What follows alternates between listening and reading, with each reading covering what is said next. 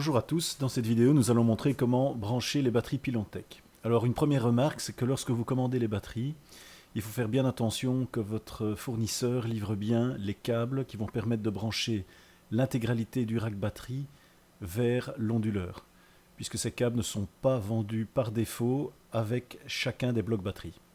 Deuxième remarque importante, il faut éventuellement 2 jeux de câbles lorsque votre ampérage dépasse les 200 ampères.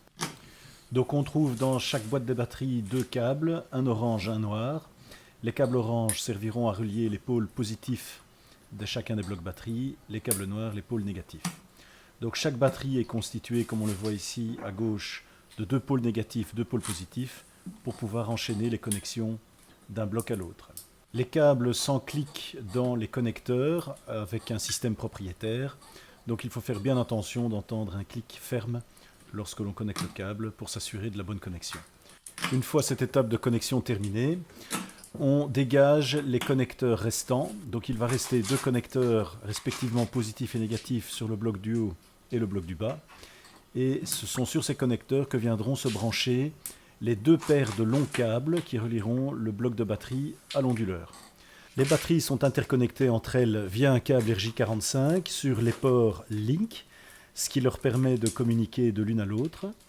Et in fine, l'ensemble du pack de batterie est contrôlé par l'onduleur au moyen du port RJ45 CAN. Alors on s'attaque maintenant à la connexion des câbles de masse, des câbles de terre, qui vont être reliés sur la terre de l'installation électrique.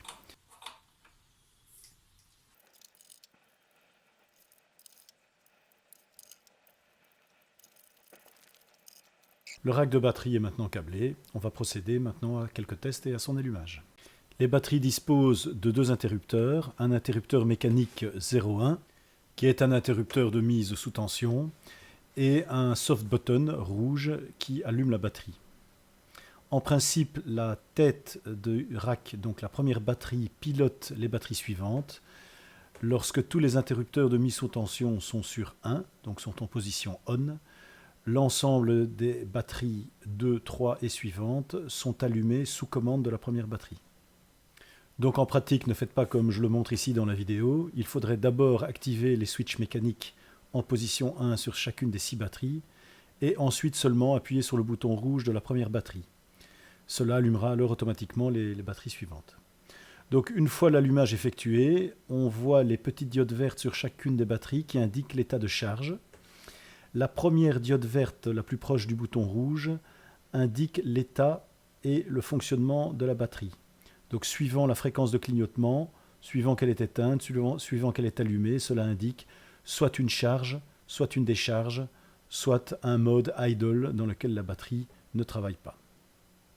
Tous les détails évidemment se trouvent indiqués dans le mode d'emploi de la batterie. On peut maintenant mesurer la tension aux bornes de la batterie.